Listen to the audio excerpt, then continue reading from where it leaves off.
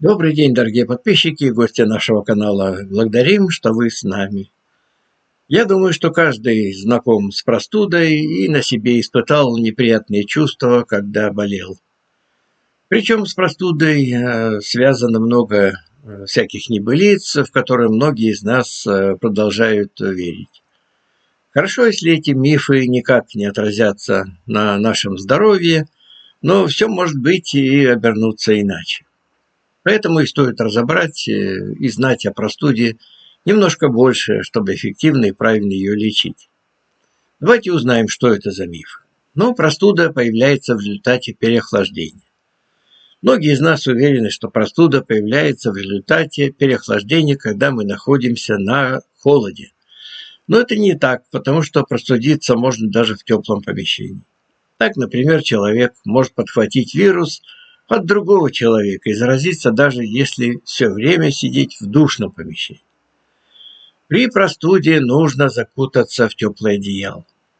Так некоторые люди считают, что тем самым им удастся скорее выздороветь, пропотеть, привести организм в полный порядок. И это не так.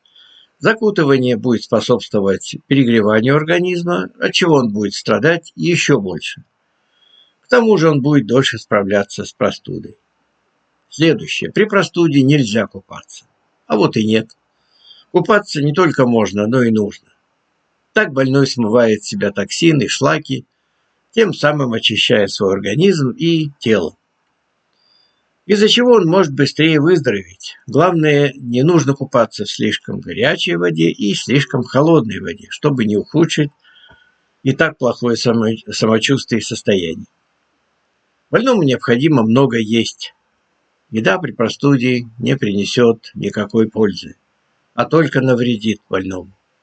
При простуде нужно больше пить чистой обычной воды, а не есть. Так мы сможем вывести из организма интоксикацию и токсины, которые производят вредные бактерии и вирусы, от чего мы быстрее выздоровеем. При простуде нужно принимать антибиотики.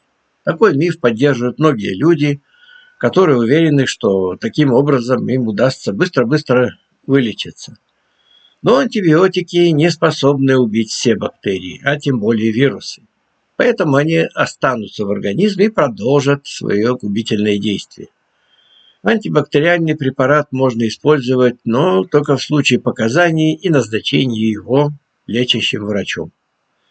Спасибо, что были с нами. Будьте здоровы, и тогда мы обязательно встретимся снова.